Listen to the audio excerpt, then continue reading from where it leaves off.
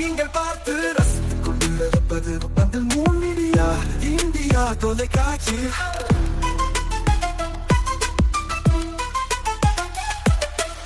நீங்கள் பார்த்து ரசித்துக் கொண்டிருப்பது உங்கள் மீடியா இந்தியா தொலைக்காட்சி. நீங்கள் பார்த்து ரசித்துக் கொண்டிருப்பது உங்கள் மீடியா இந்தியா தொலைக்காட்சி. நீங்கள் பார்த்து ரசித்துக் கொண்டிருப்பது உங்கள் மீடியா இந்தியா தொலைக்காட்சி.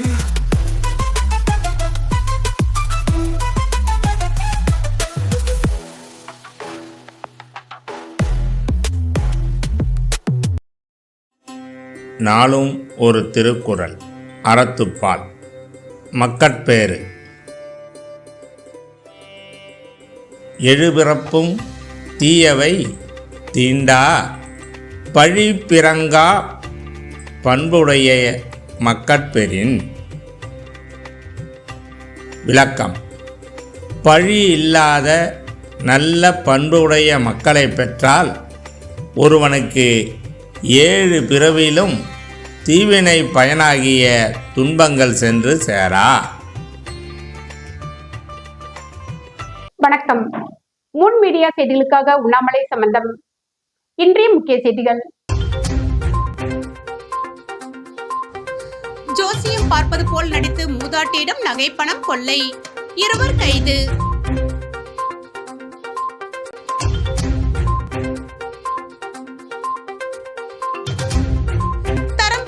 மேலும் 2 மாத்திரைகள் விற்பனைக்கு தடை. புதுச்சேரியில் அதிகரிக்கும் தரமற்ற மாத்திரைகள் விற்பனை.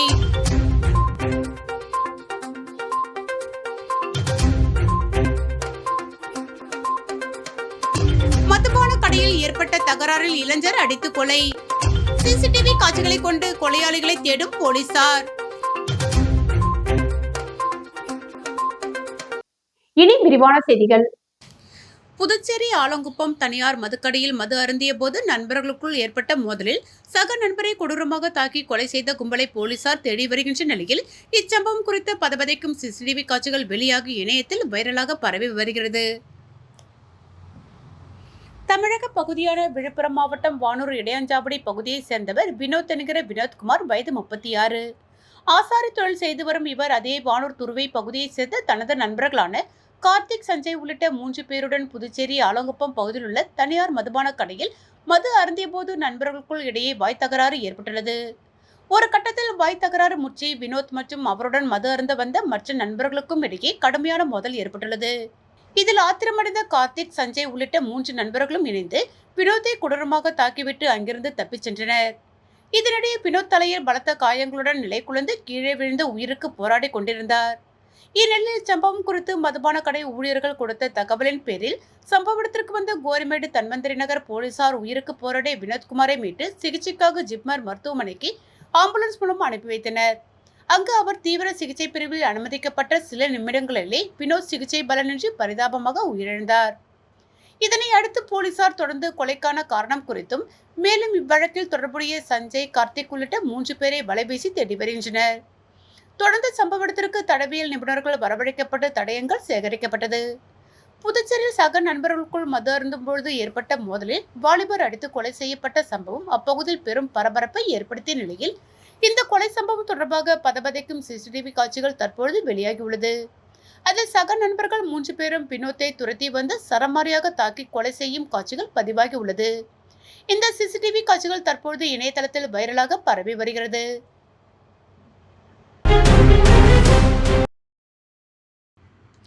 புதுச்சேரியில் போலி மாத்திரை தயாரிப்பு விவகாரம் எதிரொலியாக குஜராத் மற்றும் மத்திய பிரதேசத்தில் தயாரிக்கப்பட்ட பிரபல நிறுவனங்களின் 2 மாத்திரைகள் தரம் குறைவாக இருந்ததால் அதனை புதுச்சேரியில் விற்பனை செய்ய மாநில மருந்து கட்டுப்பாட்டுத்துறை தடை விதித்துள்ளது.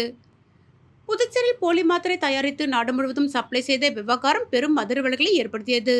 இதனையடுத்து இவ்வழக்கை தற்போது சிபிஐ விசாரணை செய்து வருகின்ற நிலையில் இந்த போலி மாத்திரை தயாரிப்பு விவகாரம் எதிரொலியாக புதுச்சேரி மாநில மருந்து கட்டுப்பாட்டுத்துறை தொடர்ந்து தரம் குறைவான மருந்துகளை விற்பனை செய்ய தடை விதித்து வருகிறது. இந்நிலையில் தற்போது மேலும் 2 மாத்திரைக்கு தடை விதிக்கப்பட்டுள்ளது. இதுகுறித்து புதுச்சேரி மருந்து கட்டுப்பாட்டுத்துறை அதிகாரி ஆனந்தகிருஷ்ணன் வெளியிட்டுள்ள அறிக்கையில், குஜராத் பரோடாவில் உள்ள ஹெல்த் ஹேர் ஃபார்முலேஷன் நிறுவனத்தின் தயாரிப்பான ஹிப்ரோஃப்ளோக்சின் ஸ்போர்சிப் 500 மற்றும் மத்திய பிரதேச முஜென் சூப்ரெக்ஸ் லேபோரட்டரிக்ஸ் நிறுவன தயாரிப்புகளான செட்ரிசன் டி ஹை குளோரைடு மாத்திரை 10 mg ஆகிய 2 மாத்திரைகள் தரம் குறைவாக இருந்ததால் புதுச்சேரியில் விற்பனை செய்ய தடை விதித்து உத்தரவு பிறப்பிக்கப்பட்டுள்ளது. புதுச்சேரியில் தொடர்ந்து தரம் குறைவான மாத்திரைகளுக்கு தடை விதிக்கப்பட்டு வருவது பரபரப்பை ஏற்படுத்தியுள்ளது.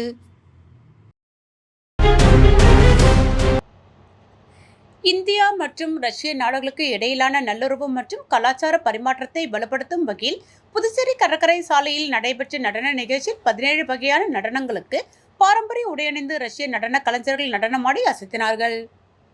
இந்தியா மற்றும் ரஷ்ய நாடுகளுக்கு இடையிலான நல்லுறவு மற்றும் கலாச்சார பரிமாற்றத்தை வலுப்படுத்தும் வகையில் சென்னை ரஷ்ய அறிவியல் மற்றும் கலாச்சார மையம் மற்றும் இந்திய ரஷ்ய கலாச்சார கல்வி மற்றும் வர்த்தக கவுன்சில் ஆகியவர்களுடன் இணைந்து புதுச்சேரி அரசு சுற்றுலாத்துறை ரஷ்ய கலைஞர்களின் நடன நிகழ்ச்சிக்கு ஏற்பாடு செய்திருந்தது. அதன்படி ரஷ்ய நடன விழா புதுச்சேரி கடற்கரை சாலை காந்தி திடலில் நடைபெற்றது. இந்த நடன நிகழ்ச்சியை சுற்றுலாத்துறை அமைச்சர் லட்சுமி நாராயணன் தொடங்கி வைத்தார்.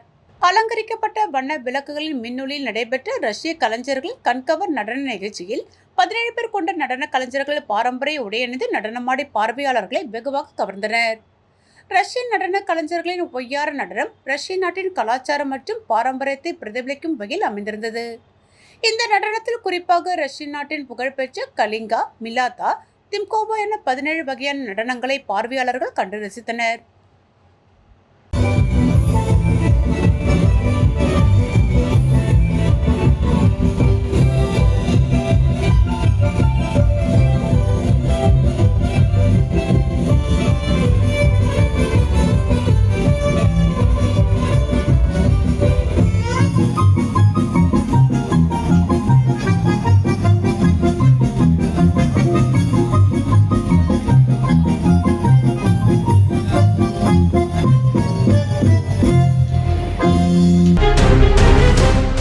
வாழும் போதும் வாழ்க்கைக்கு பிறகும் பணம் உங்களுக்கு பெருகிக் கொண்டே இருக்கும். அனைவருக்கும் புதிய வாய்ப்பு. நீங்கள் உழைக்கும் குணம் கொண்டவரா? அப்படியானால் நீங்கள் நேர்மையுடன் முதலீடு இல்லாமல் சம்பாதிக்க அரிய வாய்ப்பை நாங்கள் தருகிறோம். மேலும் எரிவாயு godown, super market, solar plant அமைத்து பணம் சம்பாதிக்கலாம். முக்கியமாக முதலீடு இல்லாமல் வருமானம் வரும் வாய்ப்பு. வயது வேறுபாடின்றி, கல்வி தகுதியின்றி அனைவரும் இணைந்து பணம் சம்பாதிக்கலாம். வாருங்கள், LDBS பஜார் உங்களை அன்போடு வரவேற்கிறது. எங்களுடன் இணைந்து நேர்மையான முறையில் பணத்தை சம்பாதியுங்கள்.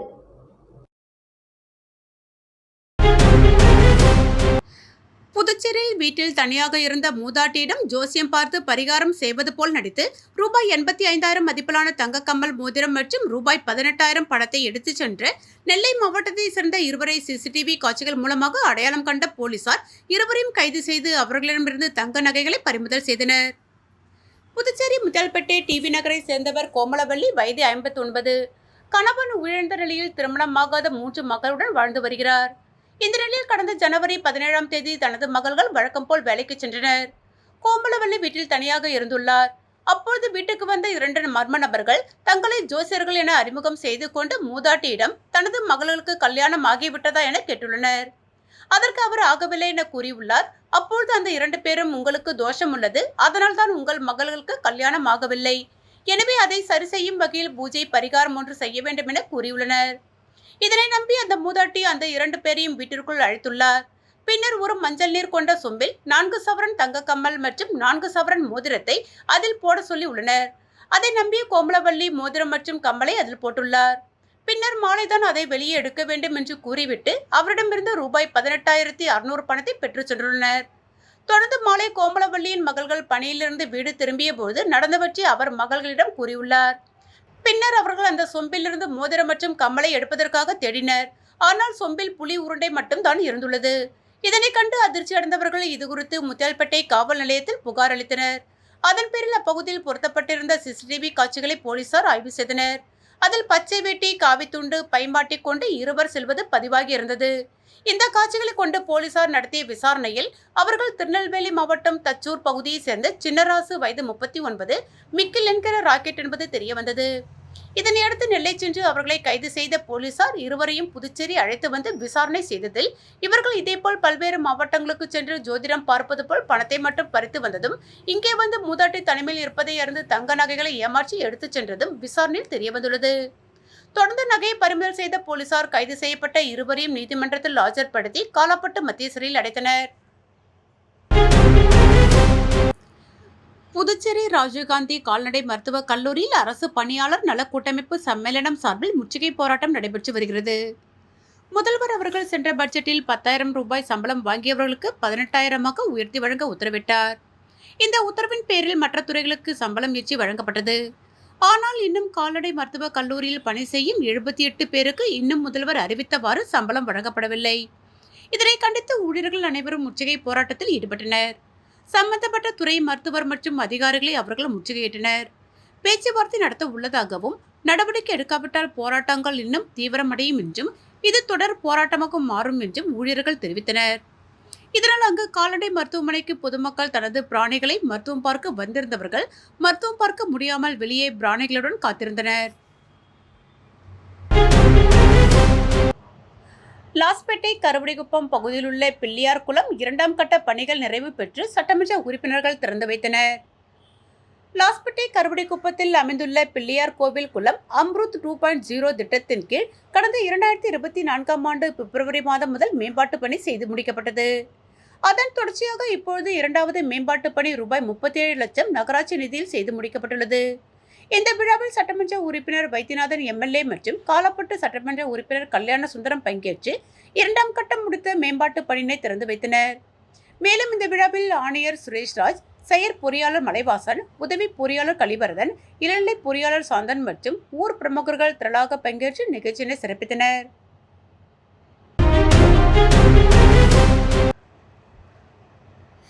புதுவை வெங்கடா நகரில் குளோபல் ஆர்ட் ஓவிய கண்காட்சி புதுவை தமிழ்ச்சங்க தலைவர் முனைவர் முத்து தொடங்கி வைத்தார்.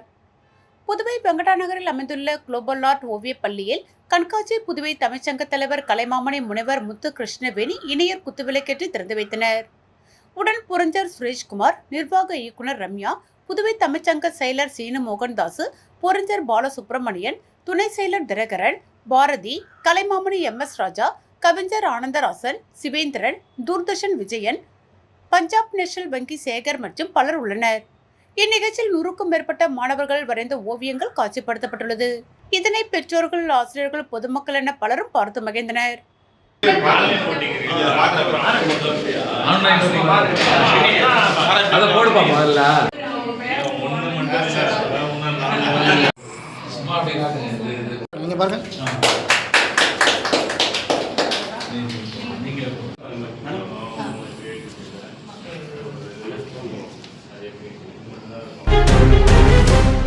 வாழும் போதும் வாழ்க்கைக்கு பிறகும் பணம் உங்களுக்கு பெருகிக் கொண்டே இருக்கும்.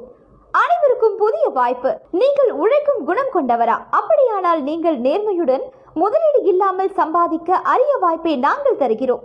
மேலும் எரிவாயு godown, super market, solar plant அமைத்து பணம் சம்பாதிக்கலாம். முக்கியமாக முதலீடு இல்லாமல் வருமானம் வரும் வாய்ப்பு. வயது வேறுபாடின்றி, கல்வி தகுதியின்றி அனைவரும் இணைந்து பணம் சம்பாதிக்கலாம். வாருங்கள், LDBS பஜார் உங்களை அன்போடு வரவேற்கிறது. எங்களுடன் இணைந்து நேர்மையான முறையில் பணத்தை சம்பாதியுங்கள்.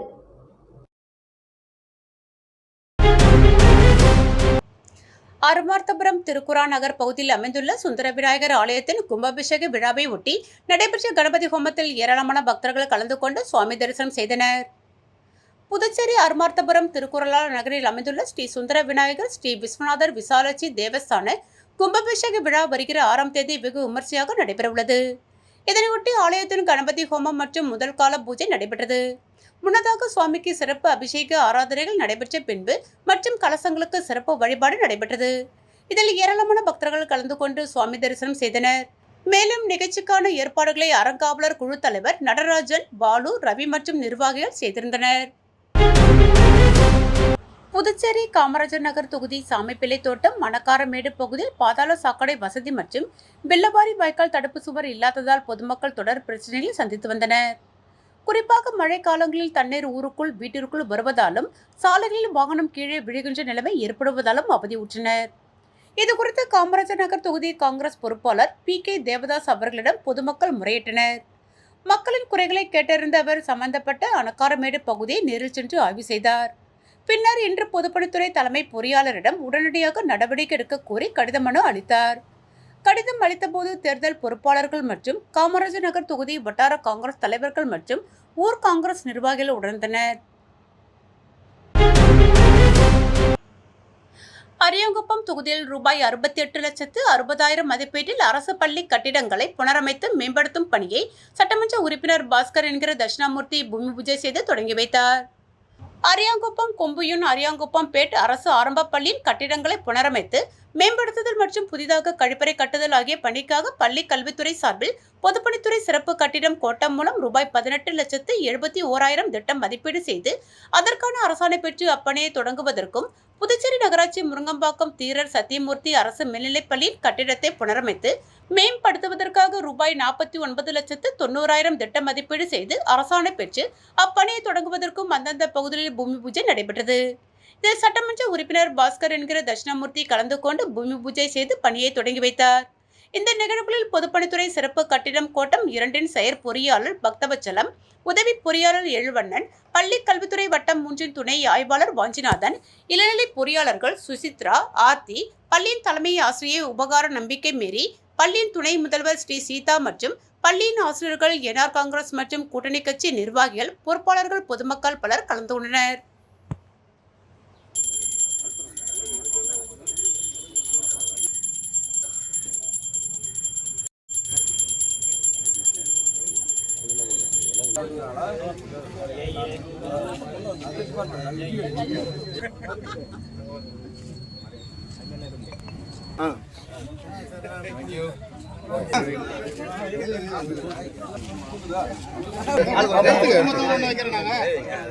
என்ன பண்ணா இதான் பேப்பர்ல வரும்.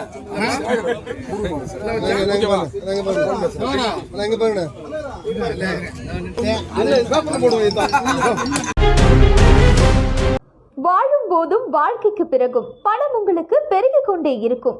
அனைவருக்கும் புதிய வாய்ப்பு. நீங்கள் உழைக்கும் குணம் கொண்டவரா? அப்படியானால் நீங்கள் நேர்மையுடன் முதலீடு இல்லாமல் சம்பாதிக்க அரிய வாய்ப்பை நாங்கள் தருகிறோம்.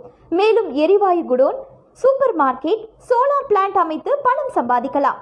முக்கியமாக முதலீடு இல்லாமல் வருமானம் வரும் வாய்ப்பு. வயது வேறுபாடின்றி, கல்வி தகுதியின்றி அனைவரும் இணைந்து பணம் சம்பாதிக்கலாம். வாருங்கள், LDBS பஜார் உங்களை அன்போடு வரவேற்கிறது. எங்களுடன் இணைந்து நேர்மையான முறையில் பணத்தை சம்பாதியுங்கள்.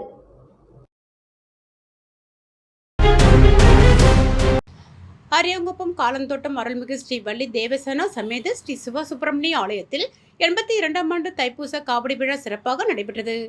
முன்னதாக மங்கள இசையுடன் தொடங்கிய நிகழ்ச்சியில் முருகனுக்கு அபிஷேகம், ஆராதனை செய்து சுவாமி மற்றும் காவடி வீதி உலா நடைபெற்றது. இதில் முன்னாள் சேர்மன் ஆனந்தன் கலந்து கொண்டு சாமி தரிசனம் செய்து ஆலய நிர்வாகிகளிடம் நன்கொடை வழங்கினார். இதற்கான ஏற்பாடுகளை ஆலய விழா குழுவினர்கள், இளைஞர்கள் மற்றும் கிராமவாசிகள் செய்திருந்தனர். இந்த தைப்பூச விழாவில் ஏராளமான பக்தர்கள் கலந்து கொண்டு காவடி எடுத்தும் அலகு குத்தியும் வீதி உலா வந்து தங்கள் நேர்த்திக்கடனை நிறைவேற்றினர். புதுச்சேரியில் பணி நிரந்தரம் கோரி கடந்த 14 நாட்களாக போராட்டத்தில் ஈடுபடும் ஆசிரியர்கள் கோரிக்கையை நிறைவேற்றாத புதுச்சேரி அரசை கண்டித்து ஆர்ப்பாட்டத்தில் ஈடுபட்ட 200க்கும் மேற்பட்ட ஆசிரியர்களை போலீசார் கைது செய்து ஜவஹர் நகர் சமுதாய நலக்கூடத்தில் அடைத்தனர். அவர்களை சமூக சேவகர் வழக்கறிஞர் சசிபாலன் நேரில் சந்தித்து தனது ஆதரவை தெரிவித்தார். புதுச்சேரி அரசு பள்ளிகளில் ஒப்பந்த அடிப்படையில் நியமிக்கப்பட்ட ஆசிரியர்கள், பால சேவிகா மற்றும் சிறப்பு ஆசிரியர்கள், மொழி ஆசிரியர்கள் ஆகியோருக்கு உச்சநீதிமன்ற தீர்ப்பின் அடிப்படையில் விரைவில் நிரந்தர பணி வழங்கிட வேண்டும் என வலியுறுத்தி கல்வித்துறை அலுவலகத்தில் கடந்த 14 நாட்களாக தொடர் போராட்டத்தில் ஈடுபட்டு வருகின்றனர். ஆசிரியர்களின் போராட்டத்திற்கு பல்வேறு அரசியல் கட்சிகளும் சமூக அமைப்புகளும் ஆதரவு தெரிவித்து வருகின்றனர். ஆசிரியர்களின் கோரிக்கையை தீர்க்க அரசு முன்வராத நிலையில் போராட்டத்தை தீவிரப்படுத்தும் வகையில் சட்டமன்றம் அருகே நடைபெற்ற போராட்டத்தில் 200க்கும் மேற்பட்ட ஆசிரியர்கள் சாலையில் நின்று போராட்டத்தில் ஈடுபட முயன்றனர். இதனை அடுத்து ஆசிரியர்கள் 200க்கும் மேற்பட்டவர்களை போலீசார் கைது செய்து ஜவஹர் நகர் சமுதாய நலக்கூடத்தில் அடைத்தனர். இந்நிலையில் கோரிக்கையில் நிறைவேற்றும் வரை போலீசார் கைது செய்து அடைத்த ஜவஹர் நகர் சமுதாய நலக்கூடத்தில் இருந்து வெளியே செல்ல மறுத்து தொடர்ந்து சிறை நிரப்பும் போராட்டத்தில் ஈடுபட்டு வருகின்றனர். போராட்டத்தில் ஈடுபடும் ஆசிரியர்களுக்கு ஆதரவு தெரிவிக்க சென்ற சமூக சேவகர் வழக்கறிஞர் சசிபாலன் போராட்டத்தில் ஈடுபடும் ஆசிரியர்களுக்கு எப்பொழுதும் துணை நிற்பதாகவும், மேலும் அரசு ஆசிரியர்களின் கோரிக்கைகளை செவிசாய்க்க மறுத்தால் தொடர்ந்து போராட்டத்தை தீவிரப்படுத்த வேண்டும் எனவும், அதற்கு எப்பொழுதும் ஆசிரியர்களுக்கு பக்கபலமாக சசிபாலன் இருப்பதாக கூறினார். மேலும் பல்வேறு தலைவர்களை உருவாக்கிய ஆசிரியர் பெருமக்கள் இன்று சாலையில் இறங்கி போராடி கைது செய்யப்படும் அவல நிலைக்கு ஆளும் அரசு தள்ளியது வேதனைக்குரியது. எனவே அரசு ஆசிரியர்களின் கோரிக்கைகளை உடனடியாக நிறைவேற்ற வேண்டும் எனவும் சமூக சேவகர் வழக்கறிஞர் சசிபாலன் கோரிக்கை வைத்தார்.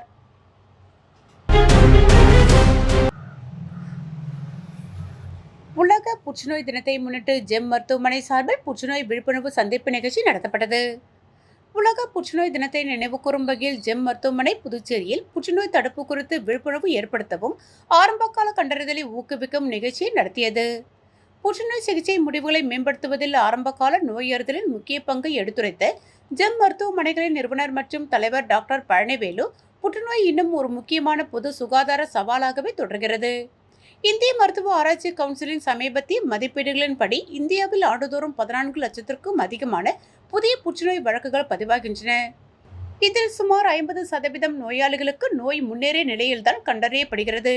இதனால் உயிர் வாழும் வாய்ப்பு கணிசமாக குறைகிறது.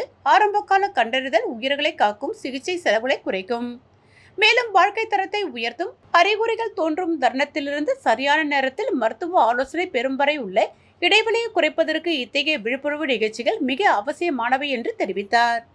இந்த நிகழ்ச்சியில் ஆரோக்கியமான வாழ்க்கை முறைகள் ஊக்கமளிக்கும் குறித்து ஆரோக்கிய ஹெல்த் கேர் நிறுவனத்தின் இயக்குநரும் பேச்சாளருமான டாக்டர் ஜி சிவராமன், வாழ்க்கை முறை தேர்வுகள் மற்றும் அவை புற்றுநோய் தடுப்பில் நீண்டகால தாக்கத்தை ஏற்படுத்தும் விதம் குறித்து அவர் விளக்கினார். புகையிலை சமநிலைப்பட்ட உணவு முறை, முறைப்படியான உடற்பயிற்சி, பொருட்களை தவிர்த்தல், மன அழுத்தத்தை கட்டுப்படுத்துதல் போன்ற எளிய ஆனால் தொடர்ச்சியான வாழ்க்கை முறை மாற்றங்களின் மூலம் புற்றுநோய்களின் சுமார் 1/3 தடுப்பதற்குரியவை. சரியான அறிவால் மக்களை அதிகாரப்படுத்துவது நோய் கட்டுப்பாட்டை எடுக்கும் முன்பே அவர்கள் தங்களின் ஆரோக்கியத்தை தாங்களே கட்டுப்படுத்த உதவுகிறது என்று டாக்டர் சிவராமன் குறிப்பிட்டார். ஆனால் இந்த நிகழ்ச்சிக்கு உணர்ச்சி பூர்வமான தனிப்பட்ட பரிமாணத்தை சேர்க்கும் வகையில் புற்றுநோயிலிருந்து மீண்டவர் ஒருவர் தமது தைரியம் மற்றும் நம்பிக்கையால் நிரம்பிய வாழ்க்கை பயணத்தை பகிர்ந்து கொண்டார். புதுச்சேரியில் உள்ள ஸ்ரீ யோகமாயா லலிதாம்பிகை ஆலயத்தில் பௌர்ணமியை முன்னிட்டு சுவாமி சூரியபிரபை வாகனத்தில் பக்தர்களுக்கு காட்சியளித்தார். புதுச்சேரி குருமாம்பேட் பகுதியில் அமைந்துள்ளது ஸ்ரீ யோகமாயா லலிதாம்பிகை மற்றும் ஸ்ரீ மகா சாம்ராஜ்ய லலிதாம்பிகை திருக்கோவில். இந்த திருக்கோவிலில் தை மாத பௌர்ணமியை முன்னிட்டு ஸ்ரீ லலிதாம்பிகை அம்மனுக்கு சிறப்பு அலங்காரம் செய்யப்பட்டு சூரிய பிரபை வாகனத்தில் உள்புறப்பாடு நடைபெற்றது. தொடர்ந்து யோகமாயா லலிதாம்பிகை அம்மனுக்கு சிறப்பு தீபாராதனை காட்டப்பட்டது.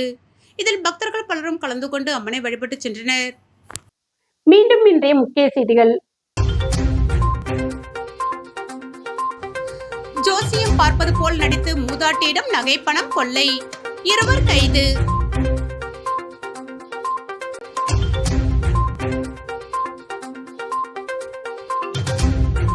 தரம் குறைவான மேலும் 2 மாத்திரைகள் விற்பனைக்கு தடை.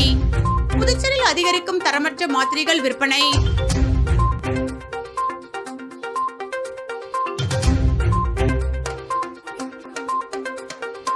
மதுபான கடையில் ஏற்பட்ட தகராறில் இளைஞர் அடித்து கொலை. சிசிடிவி காட்சிகளை கொண்டு கொலையாளிகளை தேடும் போலீசார்.